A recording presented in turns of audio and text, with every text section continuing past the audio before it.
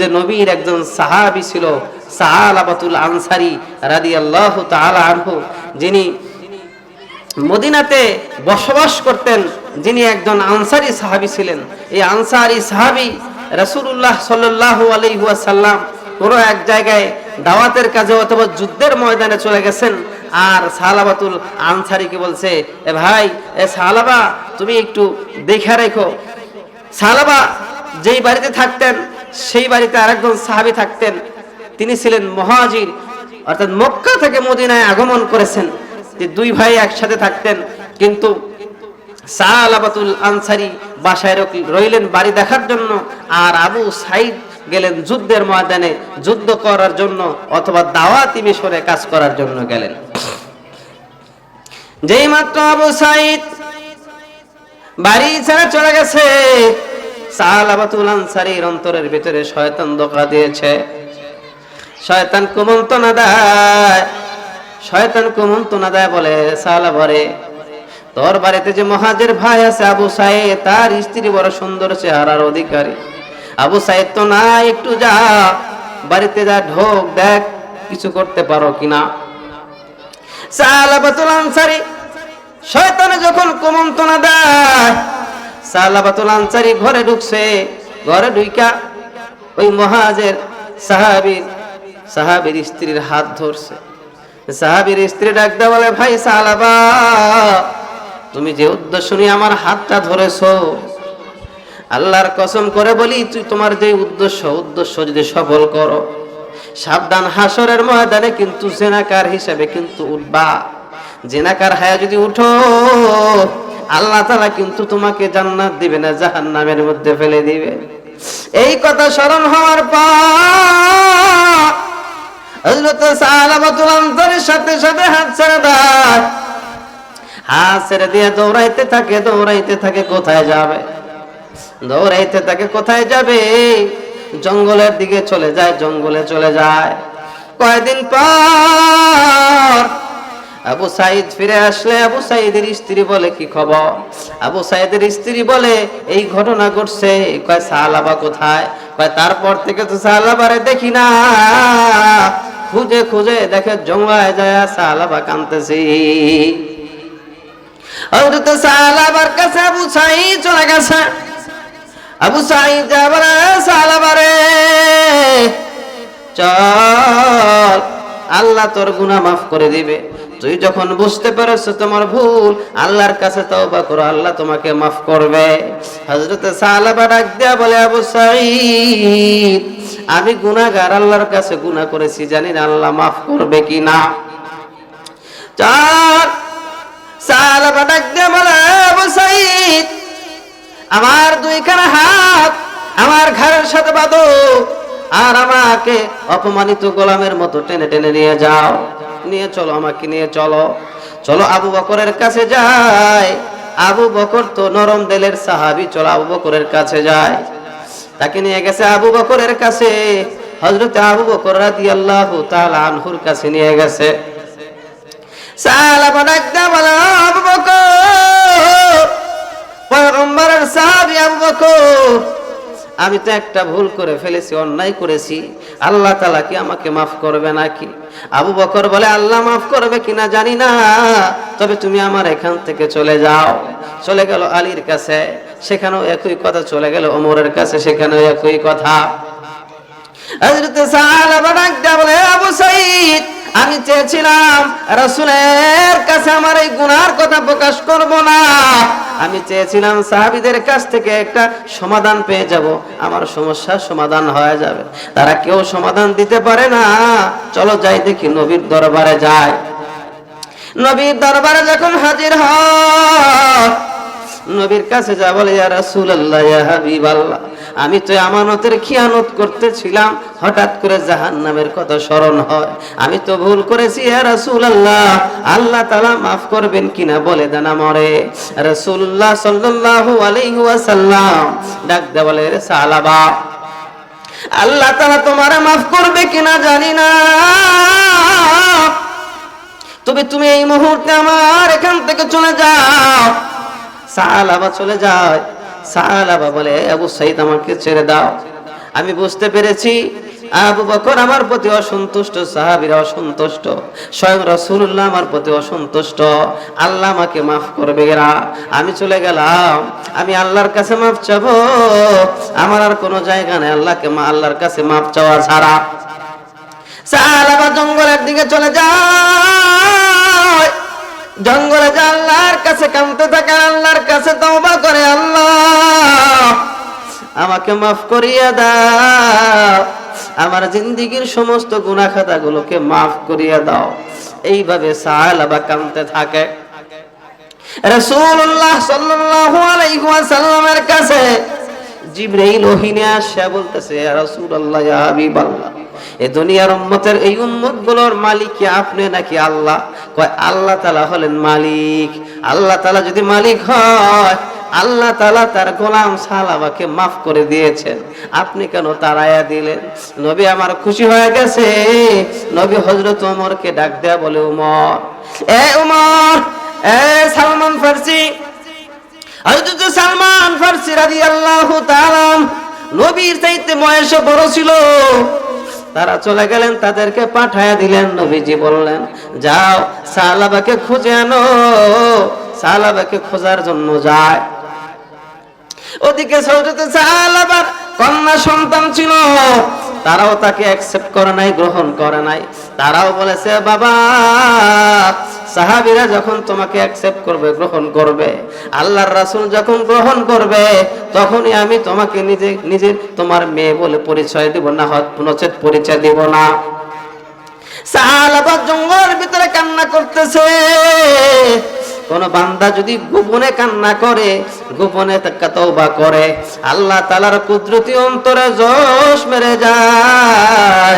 আল্লাহ তাআলা ওই বান্দাকে মাফ না করে পারে না। হযরত সাহাবা জঙ্গলের ভিতরে কান্না করতেছে। হযরত ওমর সালমান ফারসি কয়েকজন সাহাবী নিয়ে গেছে।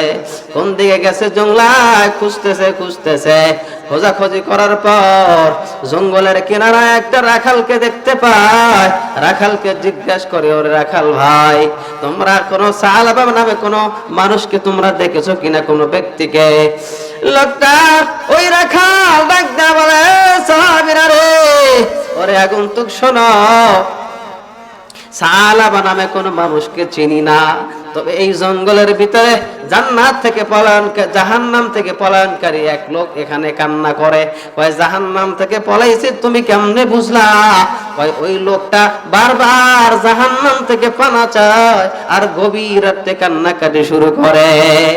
আপনারা তো এখন আসছেন, একটু পরেই দেখবেন, এখন তো তারা খুঁজে পাবেন না। একটু অপেক্ষা করেন, রাত্রি যখন গভীর হয়, এই লোকটা জঙ্গলের ভিতর থেকে বের হয়ে আসে।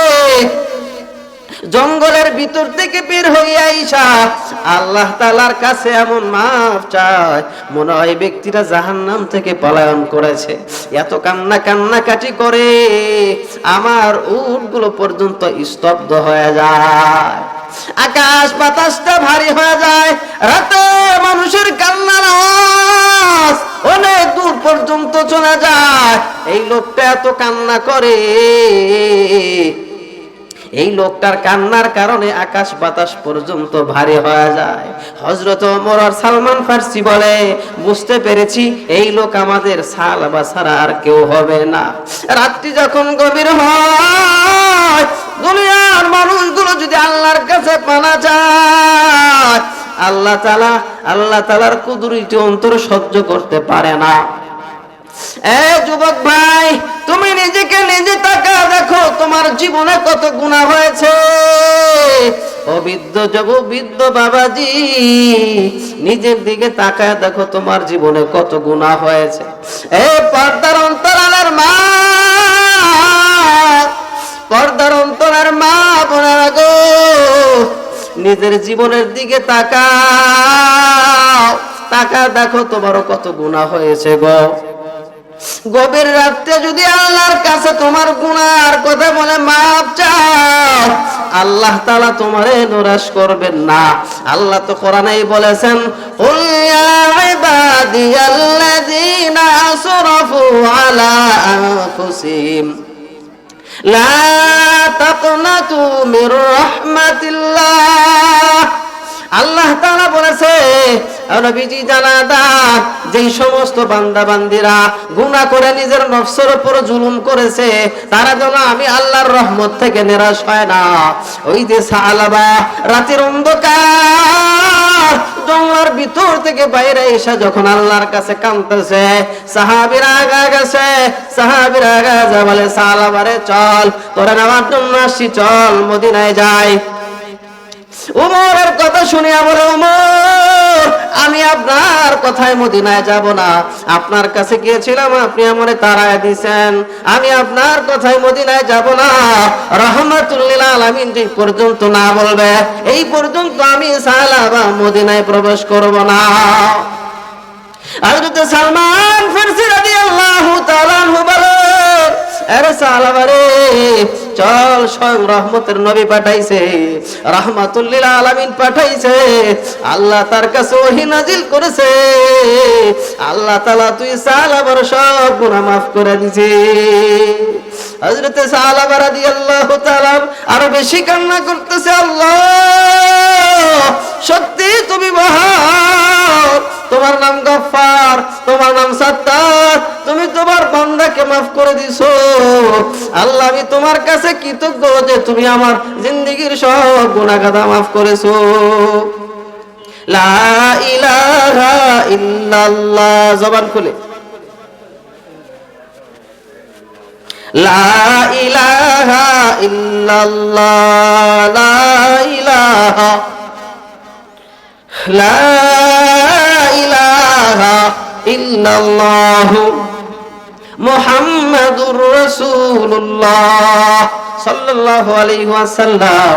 মুহতারাম হাজিরিন, হযরত সালাবা রাদিয়াল্লাহু তাআলা আনহু মদিনার দিকে রওনা হয়ে যায়। মদিনায় রওনা হয়ে গেলে রাসূলুল্লাহ সাল্লাল্লাহু আলাইহি ওয়াসাল্লাম ফজরের নামাজে দাঁড়ায় গেছেন। ফজরের নামাজের মধ্যে নবীজি তাকাসুর, সূরা তাকাসুর পাঠ করতেছেন। পিছন দিক থেকে সাহাবার সাহাবীরা এসে নামাজে শরীক হয়। এবার যখন হাত্তা জুরতুমুল মাকাবির শব্দটা উচ্চারণ করেছে, পিছন দিক থেকে বিকট একটা আওয়াজ হয়। এত আওয়াজ হয়, রাসূলুল্লাহ সাল্লাল্লাহু আলাইহি ওয়াসাল্লাম নামাজ শেষ করে রাসূলুল্লাহ সাল্লাল্লাহু আলাইহি সাল্লাম বলে, এগো সালমান ফারসি কি হইল? সালমান ফারসি বলেন, নবীজি সালাবা অজ্ঞান হয়ে গেছে।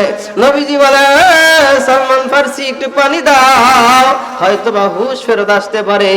হযরত সালমান ফারসি বলে, ইয়া রাসূলুল্লাহ, ইয়া হাবিবাল্লাহ, পানি দিতে হবে না, আপনার সাহাবী সালাবা দুনিয়া থেকে বিদায় নিয়েছে। হযরত সালাবার যখন জানাজা হবে, হযরত সালাবার মেয়ে সন্তান তারাও কান্না করতেছে। আয়েশা বলতেছে, বাবা যান, ও গো বাবা, আমি তো তোমার সন্তান হিসাবে স্বীকৃতি নিতে চাই নাই।